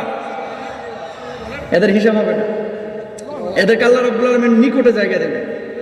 নিকটে জায়গা দেওয়ার পর আল্লাহ রাব্বুল আলামিন তাদের দিকে তাকাবেন, তারাও তাকাবেন, আল্লাহ তাদেরকে জান্নাতের দরজাগুলো দেখাবেন, বলবে বান্দারে আমি আল্লাহ আজকে তোদের কোনো হিসাব নেব না, জান্নাতের যেই দরজা দিয়ে খুশি সেই দরজা দিয়ে জান্নাতে চলে যায়। এরা কারা? এরা আল্লাহর জমিনে যারা শহীদ হয়েছিল, যারা জান দিয়েছিল, যারা মাল দিয়েছিল। জোরে বলেন সুবহানাল্লাহ। কেউ ভাইরা আমার, বাপ ছিল মুসলমান, দাদা ছিল মুসলমান, চাচা ছিল মুসলমানের জন্য অটো মুসলমান হয়ে গেছে, আমরা ইমানের কদর করতে পারি না। আল্লাহর নবীর সাহাবী দেখেন আব্দুল্লাহ যুল বাজাদাইন, 22 বছর যুবক সাহাবী আল্লাহর নবীর কাছে আসলেন। বাপ ছিল মুশরিক, চাচা ছিল মুশরিক, ওই চাচার কাছে লালিত পালিত নবীজির কাছে এসে বললেন, ইয়া রাসূলুল্লাহ আপনি কালেমা পড়ায় দেন, আমি ঈমান আনবো। আল্লাহর নবী কালেমা পড়ায় দিলেন। কালেমা পড়ার পরে এবার নবীজির কাছে, এই চাচার কাছে ফিরে গেলেন আব্দুল্লাহ। যাওয়ার পরে বললেন, চাচা ঈমান এনেছি মুহাম্মদ সাল্লাল্লাহু আলাইহি ওয়াসাল্লামের উপর, আমি আর মূর্তি পূজা করতে পারবো না। সঙ্গে সঙ্গে চাচা একেবারে জ্বলে উঠলো, রেগে গেল। এত বড় সাহস, তুমি ঈমান এনেছো, এই মুহূর্তে ঈমান ছাড়বা অথবা বাড়িঘর ছাড়বা, সম্পদগুলো ছাড়বা, খামারের উটগুলো ছাড়বা অথবা ঈমান ছাড়বা। সঙ্গে সঙ্গে আব্দুল্লাহ জবাব দিল, চাচা যে ঈমানকে কলিজার মধ্যে জায়গা দিয়েছি সেই ঈমান ছাড়তে পারবো না, বাড়িঘর সম্পদ আর খামারের উটগুলো সব ছেড়ে দিতে রাজি আছি। বলুন আল্লাহু আকবার। শীতের এরকম মধ্য রজনীতে আব্দুল্লাহকে যখন বাড়ি থেকে বের করে দিচ্ছেন, যখন তিনি বের হয়ে গেলেন, ও আব্দুল্লাহ পরনের যে জামা কাপড়টা আছে জামা কাপড়টা খুলে দিয়ে যাবে। চাচা আপনি আমার পরনের জামা কাপড়টা খুলে নেবেন না, কারণ এটা আমার শেষ সম্বল। না না না, এই মুহূর্তে পরনের জামা কাপড়টা খুলে দিবি, কারণ এটাও তো আমার টাকা দিয়ে কিনা। ওই মুহূর্তে আব্দুল্লাহ যুল বাজাদাইন নিজের জামা কাপড়টা খুলে উলঙ্গ হয়ে গেলেন। উলঙ্গ হয়ে যাওয়ার পরে নিজের মায়ের কাছে গেলেন। যাওয়ার পরে বললেন, মা ঈমান আনার কারণে আমার চাচা আমার কি অবস্থা করেছে দেখো মা। ও মা তোমার কাছে কি এক টুকরা চাদর হবে নাকি, যে চাদরটা দিয়ে আমি লজ্জাস্থানটা ডেকে আল্লাহর নবীর কাছে যাব। চাদর এক টুকরা দেওয়া হলো, লজ্জাস্থান ডেকে আল্লাহর নবীর বাড়ির দিকে তাহাজ্জুদের নামাজের সময় দিয়েছেন দৌড়। আল্লাহর নবী সালাম ফেরানোর পরে দেখতে পেলেন একজন যুবক আল্লাহর নবীর বাড়ির সামনে দাঁড়ানো, থরথর করে কাঁপতেছে। যুবক কি নাম তোমার, কি নাম, এই জায়গায় এভাবে কেন দাঁড়িয়ে আছো? যুবক জবাব দিল, নবীজি ঈমান আনার কারণে আমার মুশরিক চাচা আমার বাড়ি থেকে বের করে দিয়েছে, আমার সম্পদগুলো করে নিয়েছে, খামারের উটগুলো পর্যন্ত করে নিয়েছে, এমনকি আমার পরনের জামা কাপড়টা পর্যন্ত কেড়ে নিয়েছে। আল্লাহর কসম করে বলছে সব কিছু ছেড়ে চলে এসেছি, কিন্তু ঈমান আমি ছাড়ি নাই। বলুন আল্লাহু আকবার। নবীজির চোখে পানি। আব্দুল্লাহ এই জায়গায় দাঁড়া, আমি ঘরের মধ্যে থেকে আসতেছি। নবীজি ঘরের মধ্যে গেলেন, ইয়াবানি ডোরা কাটা একটা চাদর নিয়ে আসলেন, নিয়ে আসার পরে গায়ের উপরে দিয়ে দিলেন। ও আব্দুল্লাহ আমি নবী আজকে থেকে এই চাদরের মালিক আমি তোরে বানায়া দিলাম। জোরে বলেন সুবহানাল্লাহ। এবার সাহাবী বললেন, ইয়া রাসূলুল্লাহ আমি জানি এই শেষ রাত্রে আল্লাহর কাছে কোনো জিনিস যদি আমি চাই, আপনি চান তাহলে আল্লাহ কবুল করবে। আমার জন্য একটু দোয়া করেন, আল্লাহ যেন আমার শাহাদাতের মওত দান করে। নবীজি এবার দোয়া করলেন, আল্লাহ আব্দুল্লাহকে তুমি শাহাদাতের মওত দান করো, আব্দুল্লাহর রক্ত কাফের বেঈমানদের জন্য তুমি হারাম করে দিও। সাহাবী এবার পাশ থেকে বলছেন, ওগো নবীজি আমি শহীদ হইতে চাইলাম, কিন্তু আমার রক্ত কাফের বেঈমানদের জন্য কেন হারাম করলেন? আল্লাহর নবী জবাব দিলেন, কেউ যদি শাহাদাতের তামান্না নিয়ে ঘরের বিছানাতেও মারা যায়, আল্লাহ রাব্বুল আলামিন তারও শাহাদাতের মওত দান করেন। জোরে বলেন সুবহানাল্লাহ। 82 বছরের যুবক আপনারা বসে প্রয়োজন যারা চলে যাচ্ছে তাদেরকে তো থামান, উঠে যেন না, অনেক লোক উঠে চলে যাচ্ছে। কেন দূরের মানুষ গেলে সমস্যা কোথায়? 11টা তো বাজে, আর সর্বোচ্চ 15-20 মিনিট সময় নেব। না না না না, কি হয়েছে, উঠে গেলে সমস্যা কোথায়? ও চলছে 12টা পর্যন্ত, সমস্যা নাই। এখানে 2 জন মানুষ বসে, সমস্যা কোথায়? সবাইকে জোর করে রাখতে হবে, জরুরি রাখতে হবে। আপনাদের মাথা খারাপ হয়ে যাচ্ছে যে চলে গেল মানুষজন। আরে চলে যাচ্ছে কপাল বুড়াগুলা, ভালো মানুষ যাইতেছে না। কথা বলেন না কেন? কি বাবার গল্প বলতেছি? প্রত্যেকটা কথা দলিল দিয়ে দিয়ে বলতেছি, হাদিসের ইবারত পড়ে পড়ে বলতেছি। যদি এখন হরিণীর গল্প শুনতে কেউ আসে যে হুজুর হরিণীর গল্প দিয়ে 2 ঘন্টা 2.5 ঘন্টা কাটায় দেন, পারতাম 3টে গল্প দিয়ে 1.5 ঘন্টা কাটায় দিতে। কথা বলেন না কেন? কত সুন্দর সুন্দর কথা, মণিমুক্তার মতো কথা। এগুলো তো আমার বাপ দাদার গল্প বলতেছি না, এগুলো আল্লাহ আল্লাহ নবীর কথা বলতেছে, ঠিক না? এখন পা ধরে তো বসে রাখা যাবে না। হ্যাঁ, যারা আকলমান তারা বসবে, যারা আকল নাই উঠে যাবে। আমি জোর করে রাখবো না কাউকে, আল্লাহ মাফ করুক, আমিন বলেন।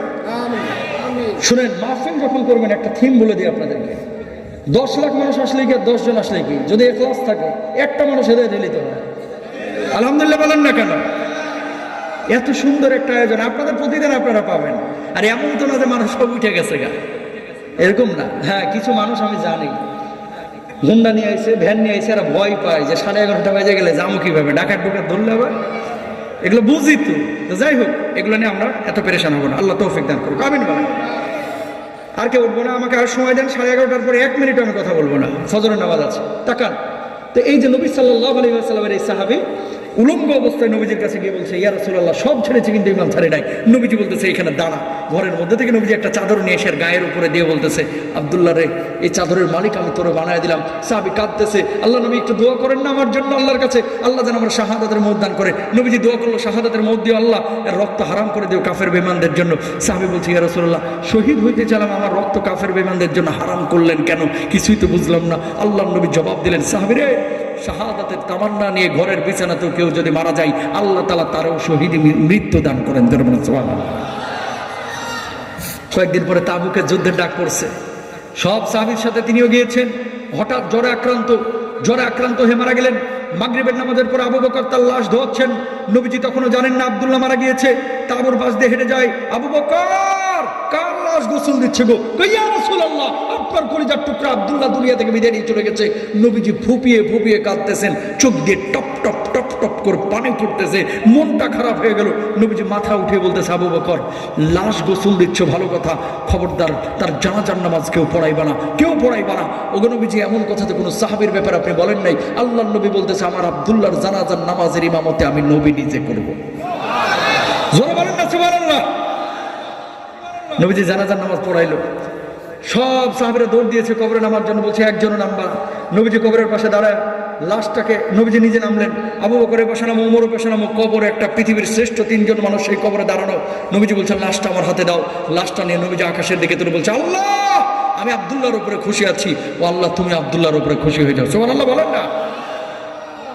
আবু বকর লাশ দাফনের পরে এইভাবে কবরের উপর থাপ্পড় মারতেছে। সাহাবীরা বলছে, আবু বকর, কবরের উপরে থাপ্পড় মারেন কেন? কি কপাল নিয়ে জন্ম নিয়েছিল রে আব্দুল্লাহ, আজকে ওর লাশের জায়গায় আমি আবু বকরের লাশটা কেন হলো না, কেন হলো না? আল্লাহু আকবার বলেন। দেখেন, একদিকে দুনিয়া আর একদিকে ইমান। দুনিয়ার সব ছেড়েছে কিন্তু ইমান ছাড়ে নাই। ফলাফল কি? কবরে গিয়েছে আল্লাহর সন্তুষ্ট নিয়ে, দুনিয়ার কিছু পায় নাই। সুবহানাল্লাহ বলেন।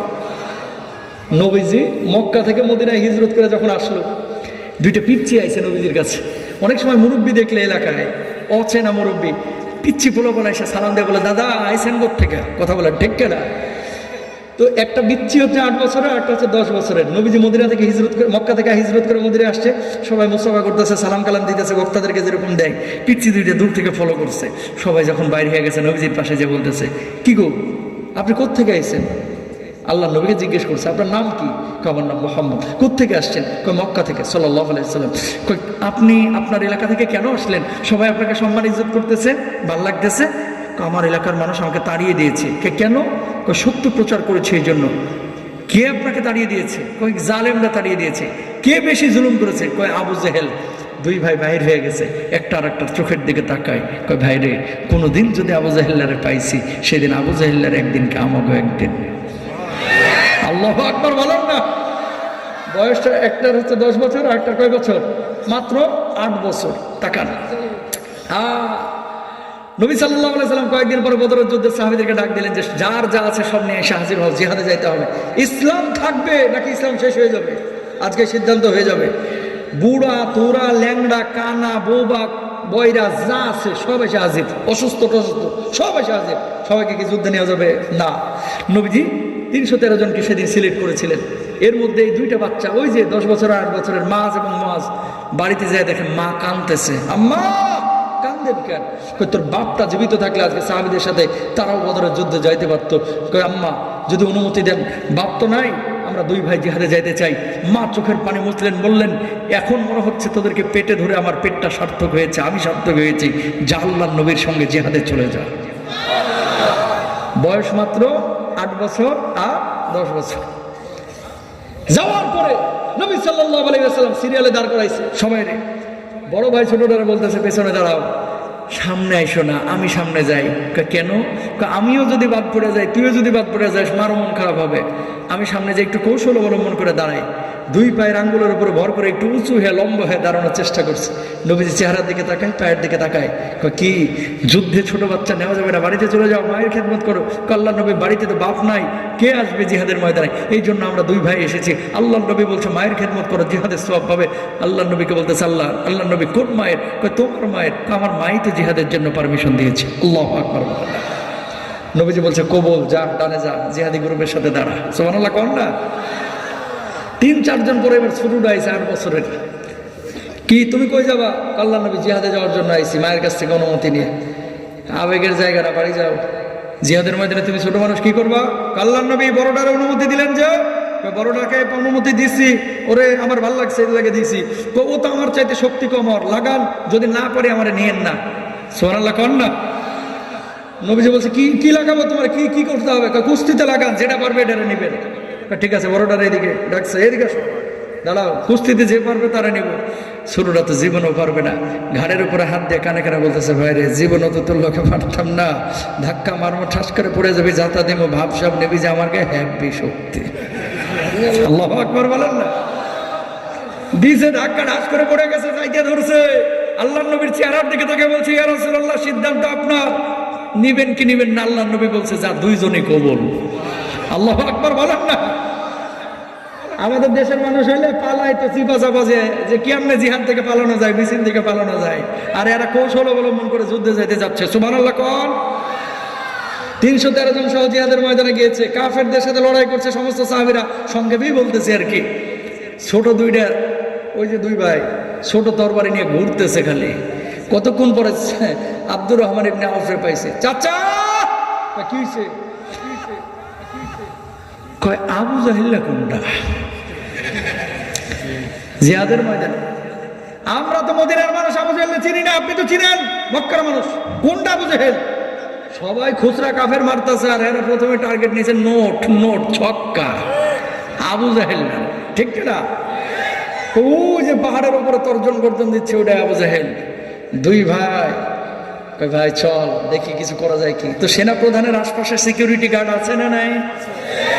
একটা না একাধিক, শত শত সিকিউরিটি গার্ড।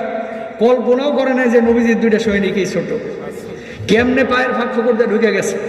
তরবারি দিয়ে আবু জাহেল মারবে, হাতে পায়নি, লম্বা আবু জাহেল, ঘোড়ার উপরে বসা।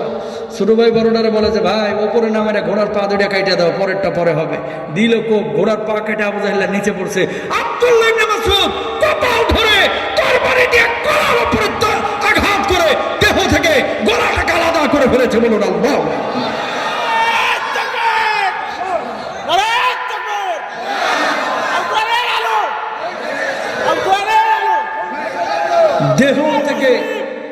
দেহ থেকে গলাটা আলাদা হয়ে গেল। তাকান, মাত্র ছোট্ট দুইটা ভাই আবু জাহেল খতম করে দিল।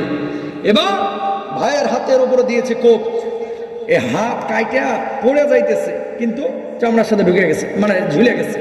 এই ঝুলা হাত দিয়ে যুদ্ধ করবে কিভাবে? বাম পায়ের নিচে ডান হাতটা রেখে টান দিয়ে হাতটারে ছিঁড়ে ফেলে বাম হাত দিয়ে ওই ডান হাত নিয়ে দূরে নিক্ষেপ করে জিহাদের ময়দানে ঝাঁপিয়ে পড়েছে। সেই ইসলাম আমরা পেয়েছি। আল্লাহু আকবার। এমনি এমনি ইসলাম আসে নাই ভাই, এমনি এমনি 5 আগস্ট তৈরি হয় নাই। এই যে যুবকরা যে আজকে রক্ত দেওয়া শিখে গেছে, যে যুবকরা জীবন দেওয়া শিখে গেছে, আল্লাহর কসম করে বলছি সেই যুবকদেরকে আর আটকায় রাখা যাবে না। কথা বলেন ঠিক কিনা? উপাস থেকে দাদা বাবুরা কয়েকদিন পর পর খালি হুমকি ধমকি দেয়। আজকে সাধু বাবারা, ভারতের হিন্দুদের সংগঠন কি বলছে জানেন? আজকের নিউজ, কয় 1 ঘন্টা টাইম দাও, বাংলাদেশে আমরা খতম করে দেবো 1 ঘন্টা। আমরাও বলি 1 ঘন্টা লাগবে না, সীমান্ত খুলে মুখোমুখি হও, আমরাও খেলা খেলবো মুখোমুখি। কথা বলেন ঠিক কিনা? কথা বলেন ঠিক কিনা? ফেরাউন যেখানে আছে মুসার লাঠিও সেখানে রেডি আছে। কথা বলেন ঠিক কিনা? গৌর গোবিন্দ যদি আবার ফিরে বাংলার জমিনের প্রত্যেকটা মানুষ শাহজালালের ভূমিকা নেবে। জীবন দেব, ইমান দেব না, জীবন দেব, রক্ত দেব, ইমান দেব না, ঠিক কিনা মুসলমান? যারা এই সমস্ত কথাগুলো বলে, শুনেন, মুসলমান কখনো সংখ্যাধিক্যের কারণে জয়ী হয় না, কথা বলে না। বদরের যুদ্ধে কাফেরদের সৈন্য সংখ্যা ছিল 1000, কয় হাজার? মুসলমানদের ছিল মাত্র 313 জন। সুবহানাল্লাহ বলবেন না? তরবারি মাত্র 2টা, কয়টা? তো 313 জনকে 2টা তরবারি যদি ভাগ করে দেওয়া হয়, এক একজনে 22টা করে তরবারি পায়। হ্যাঁ, এক চুল করেও একটা তরবারির অংশ পাবে না, কথা বলেন ঠিক না? এই যে আমার কয়েকদিন আগে জর্ডান সফর ছিল, এই যে লোকগুলা চলে গেল, মজার কথাগুলো পাইলো পেছন থেকে যেগুলো গেছে, দেখেন দরকার আছে ভাই জানা, কোরআন হাদিসের কথা শুনলেন, এবার দুনিয়ার 2-3টা কথা শুনেন। মুতার যুদ্ধে গিয়েছে, এই মুতার যুদ্ধ যে জায়গাটা হয়েছে মদিনা থেকে প্রায় 1300 কিলোমিটার দূরে। এটা কোথায়? এটা সৌদি আরবে না, একদিকে জর্ডান, একদিকে সিরিয়া, আর একদিকে হচ্ছে লেবানন। 3 দেশের সীমান্তবর্তী এলাকায় যুদ্ধ হয়েছে, মুতার যুদ্ধ। মদিনা থেকে প্রায় 1300 কিলোমিটার দূর। আমি গিয়েছিলাম কয়েকদিন আগে ওই মুতার প্রান্তরে। যাওয়ার পরে এখানে একটা মসজিদ আছে জর্ডানে। নবীজি যে চিঠি লিখেছিলেন আরেকজনকে দিয়ে, নবীজি তো নিজে লিখতেন না, রোমান সম্রাটের কাছে যে তুমি আল্লাহর প্রতি ঈমান আনো, ওই চিঠিটাই নবীজি নিজের আংটির সিল মারছিলেন, একত্ববাদের সিল। হুবহু ওই চিঠিটা জর্ডানের মিউজিয়ামে এখন পর্যন্ত সংরক্ষণ করা আছে। আল্লাহু আকবার। মুতার যুদ্ধের প্রান্তরে গেলাম, এই চিঠিটা, যেই চিঠিকে কেন্দ্র করে যুদ্ধটা হয়েছিল, নবীজি রাষ্ট্রদূতকে গাছের সাথে বাইন্ধে মেরে ফেলাইছিল কাফেররা। রাষ্ট্রদূত হত্যা কিন্তু তখনও অন্যায় ছিল, এখনো অন্যায়, বুঝছেন? তো নবীজির কাছে সংবাদ পৌঁছালো, নবীজি বললো যে জিহাদ করব, কারণ আমার রাষ্ট্রদূতকে এরা হত্যা করেছে। সাহাবীরা কেউ কেউ দ্বিধাদ্বন্দ্বে ভুগলেন যে ওদের সৈন্য সংখ্যা 1 লাখ, অলওয়েজ রেডি, রিজার্ভে, আমরা মাত্র 3000, তাও এর মধ্যে কেউ ছোট, যুবক, এই সে, বুড়া ফুরা, কেমনে জিহাদ করব? কেউ কেউ সাহাবী নবীজির সামনে বললেন, ইয়া রাসূলুল্লাহ, মুসা নবীর উম্মতের মতো আমরা বলবো না যে আপনি আপনার আল্লাহ গিয়ে যুদ্ধ করেন। আমাদের ভিতরে বুকে 1 বিন্দু রক্ত থাকতে কখনো আপনারা ছেড়ে যাব না, আল্লাহরে ছেড়ে যাব না। আল্লাহু আকবার। কাফেরদের সৈন্য সংখ্যা কত? জোরে বলেন। 1 লাখ। কয় লাখ? মুসলমানদের সৈন্য সংখ্যা কত? ছাত্রলীগের পোলাপানের সৈন্য সংখ্যা ছিল লাখ লাখ, আর ছাত্রদের সৈন্য সংখ্যা ছিল কয়েক হাজার। কয়েক হাজার এই যাত্রাবাড়ি উত্তরা কাঁপাইলো, গোটা বাংলাদেশ কেঁপে গেল। ঠিক না? ও মুসলমান, 1 লাখ কাফের, সাহাবী 3000। মিউজিয়ামের পাশে মসজিদ, নামাজ পড়লাম। বারবার পুলিশরা আমি রিকোয়েস্ট করলাম যে আমার চিঠিটা একটু দেখতে দে ভাই, মানে না। কয় রাষ্ট্রীয় অতিথি ছাড়া কোনোভাবেই দেখা যাবে না। এটা রাষ্ট্রীয় অতিথি, যেমন ধরেন তুরস্কের প্রেসিডেন্ট আসছে, আমাদের বাংলাদেশের প্রধানমন্ত্রী, উপদেষ্টারা গিয়েছে, এরকম লোকজনকে তারা দেখতে দেয়, তাছাড়া কাউকে দেখতে দেয় না। আমি মাগরিবের নামাজের পর আল্লাহরে বললাম, আল্লাহ, যেই চিঠির উপরে তোমার নবীর সিল পড়ছে, যেই চিঠিকে কেন্দ্র করে মুতার যুদ্ধ, আল্লাহ এই চিঠিটা ওরা না চাক, তুমি তো দেখাইতে পারো। দোয়া করলাম। নামাজের পরে বাহির হয়েছি, আমি ওরা বললাম যে দেখ, আমি মাহফিল করি, আমি মাদ্রাসায় পড়াই, ছাত্রদের বুঝাইতে সহজ হবে, আমার একটু দেখতে দে নবীজির এই চিঠিটা, আমি দেখবো একটু কাছ থেকে। সে বললো কোনোভাবেই হবে না। নামাজ পড়ে বাইরে হলাম, চেহারার দিকে তাকিয়ে রয়েছে, কেমনে যেন মায়া হলো। পরে বলে যে ফাদ্দাল, আসো। কাউরে বললো না, আমি তোমার দেখানোর ব্যবস্থা করছি। আল্লাহু আকবার।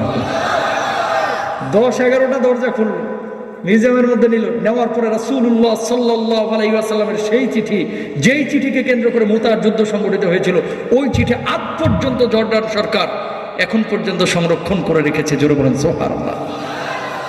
1 নাম্বার বানিয়েছিল নবীজি, লা তা'বুদু ইল্লা ইয়া, আল্লাহ ছাড়া কাউকে ইবাদতের উপযুক্ত মনে করো না, কাউকে ডেকো না। যে কথাটা বলছিলাম, 3000 সাহাবীকে নবীজি একত্রিত করলেন, জিহাদ করব। যায়েদ বিন হারিসা, দাঁড়াও, কালেমার পতাকার দায়িত্ব তোমার। লাব্বাইক ইয়া রাসূলুল্লাহ। আব্দুল্লাহ বিন রাওহা, দাঁড়াও, এরপরে ও যদি শহীদ হয় তোমাকে নিতে হবে। ইয়া রাসূলুল্লাহ, আমি রাজি আছি। জাফর বিন আবি তালেব, দাঁড়াও, ইয়া রাসূলুল্লাহ, রাজি আছি। ওরা 2 জন শহীদ হইলে আমি কালেমার পতাকা নিব। শরীরে 1 ফোঁটা রক্ত থাকতে কালেমার পতাকার অবমাননা হতে দেব না। আল্লাহু আকবার বলেন। 3 জনকে যখন দায়িত্ব দিয়েছে, সব সাহাবীরা বুঝে গেছে যে 3 জনই শহীদ হবে। হেঁটে যাচ্ছে নবীজি, মদিনার পাশ দিয়ে আগায় দিচ্ছে। কয়শো কিলোমিটার দূর ভুলে গেছে? 1300 কিলোমিটার। জোরে বলেন কত? 1300 কিলোমিটার, মানে আপনাদের ডাক বাংলা থেকে ঝিনাইদহ সদর পর্যন্ত। ভাই 1300 কিলোমিটার হাইটে গিয়েছে। তো নবীজি আগায় দিচ্ছে মদিনার কিনারা ধরে, তিনজন ফুপায়া ফুপায়া কাঁদতেছে, চোখ দিয়ে পানি পড়তেছে, লাল হয়ে গেছে। যে তিনজনকে দায়িত্ব দিচ্ছে এরা কাঁদতেছে। নবীজি চেহারার দিকে দেখা গেল, কান্দিস কেন? বউয়ের কথা মনে করতেছে, বাচ্চার কথা মনে করতেছে, শহীদ হয়ে যাবে এই জন্য কাঁদতেছিস? আল্লাহর নবীকে তিনজন জবাব দিলেন, ইয়া রাসূলুল্লাহ, ছোট্ট বাচ্চা রেখে এসেছি এই জন্য কাঁদতেছি না, বউয়ের জন্য, বুড়া বাপমার জন্য কাঁদতেছি না, বাড়ি ঘরের জন্য কাঁদতেছি না, তিনজনকে দায়িত্ব দিয়েছেন, বুঝে গিয়েছি তিনজনই শহীদ হব, কাঁদতেছি একটাই কারণে, আপনার নূরানি মুখখানা আর দেখতে পাবো না এই জন্য। আল্লাহু আকবার বলেন না। কি ছিল নবীর প্রতি মায়া? এরাই হচ্ছে আশিকে রাসূল। আব্দুল্লাহ জাহাঙ্গীর স্যার আপনাদের এলাকার সন্তান, আল্লাহু আকবার, জান্নাতে উঁচু মাকাম দান করুক, আমিন বলেন। স্যার একটা কথা বারবার বলতেন, এদেশের মানুষের ধর্মীয় আবেগ বেশি, ধর্মীয় জ্ঞান কম। কথা বলেন ঠিক কিনা? যদি বলা হয় অমুক মাজারে সিন্নি দিলে 2টা বাচ্চা হবে, ছেলে হবে, মেয়ে হবে, এই হবে, সেই হবে, জোহরের নামাজ পড়ে না কিন্তু সিন্নি নিয়ে গিয়ে ওখানে বসে থাকে। কথা বলেন ঠিক কিনা? 3 জন সাহাবী চলে গেলেন জিহাদের ময়দানে। প্রথম জন শহীদ হলো, দ্বিতীয় জন শহীদ হলো, তৃতীয় জন, সংক্ষেপে বলছি, জাফর বিন আবি তালেবের হাতের উপরে কোপ দেওয়া হলো, ডান হাত কেটে পড়ে গেল, কালেমার পতাকা নিলেন। বাম হাত কেটে পড়ে গেল, বাম হাত দিয়ে ধরলেন, বাম হাত কেটে পড়ে গেল, 2 হাত শেষ, বাহু দিয়ে ধরে রাখলেন। মাথার উপরে কোপ দেওয়া হলো, পিঠের উপরে কোপ দেওয়া হলো, দাঁত দিয়ে কামড়ায় শুয়া পতাকাকে উড্ডীন করে রেখেছেন। যখন আর সহ্য করতে পারেন নাই, কালেমার পতাকার দায়িত্ব নিয়ে নিলেন খালিদ বিন ওয়ালিদ রাদিয়াল্লাহু তাআলা আনহু। আল্লাহু আকবার বলেন। জিহাদের পরে শরীরের কাপড়গুলো খুলে চেক করা হলো কতটা কোপ দেওয়া হয়েছিল জাফর বিন আবি তালেবকে। মাত্র 92টা। আল্লাহু আকবার বলবেন। কয়টা? 3.5 হাত বডির মধ্যে যদি 92টা তরবারি কোপ দেওয়া হয়, বডির মধ্যে ফাঁকা জায়গা 1 ইঞ্চিও ছিল না। কথা বলেন ঠিক কিনা? ওনার কবরটা জিয়ারত করলাম, আলহামদুলিল্লাহ বলেন না। নবীজি বলছেন, মেরাজে যাওয়ার পর আমার এক সাহাবীকে দেখতেছি জান্নাতি 2টা পাখা আল্লাহ লাগায় দিয়েছে। এই পাখা দিয়ে উড়ে উড়ে উড়ে উড়ে জান্নাতের নাজ নিয়ামত ভক্ষণ করতেছে। এই সাহাবী হচ্ছে জাফর বিন আবি তালেব। আল্লাহু আকবার বলেন। ওনার কবরের পাশে যখন দাঁড়াইছি, খাদেম দূর থেকে কি যেন বলতেছে, কয় তুমি এখানে আসো, আমি একটা তথ্য দিই। কি? আমি পাত্তা দিইনি প্রথমে, পরে বললো যে 46 বছর আমরা এটার খেদমতে আছি। ওনার এই কবরের পাশে একটা ছোট্ট ফুটা আছে, কারণ নাকটা লাগাও, দেখো একটা ঘ্রাণ পাবা, এটা আতরের ঘ্রাণ না। বিশ্বাস করেন, নাকটা লাগাইলাম, এগুলো মিডিয়ায় গেলে অনেক সময় অনেক রকম মন্তব্য করে, পৃথিবীর কোনো ঘ্রাণের সাথে মিলেই না। কয় 46 বছর ধরে আমার বাপ দাদা আমরা এই ঘ্রাণ, একই ঘ্রাণ এই ভেতর থেকে আসতেছে, পাচ্ছি। আল্লাহ। জাফর বিন আবি তালেব জান্নাতি না জাহান্নামী? জোরে বলেন। বউ বাচ্চা সব থেকে জিহাদের ময়দানে চলে গেছে। 5ই আগস্টের যে চেতনা, আমার যুবকরা যেটা করেছে, এই যে জান দেওয়া শিখেছে, এটা মূলত মানুষের কাছ থেকে নয়, দাদা বাবুদের, ধুতি বাবুদের কাছ থেকে না, এগুলো শিখেছে হচ্ছে সাহাবীদের জান দেওয়ার কাছ থেকে। ঠিক কেনা? যে হক রক্ষার থেকে যদি মারা যায় সে শহীদ হয়, এই শাহাদাতের তামান্না আমার যুবকদের মধ্যে এসেছে, আপনাদের মধ্যে এসেছে। আল্লাহ তাআলা আমাদের সবাইকে বুঝে বুঝে আমল করার তৌফিক দান করুন। জোরে বলেন আমিন। হাদা মা ইনদি ওয়াল ইলমু ইনদাল্লাহ আলাইহি তাওয়াক্কালতু ওয়া ইলাইহি উনীব ওয়া আখিরু দাওয়ানা আলহামদুলিল্লাহি রাব্বিল আলামিন। আসসালামু আলাইকুম ওয়া রাহমাতুল্লাহি ওয়া বারাকাতুহু।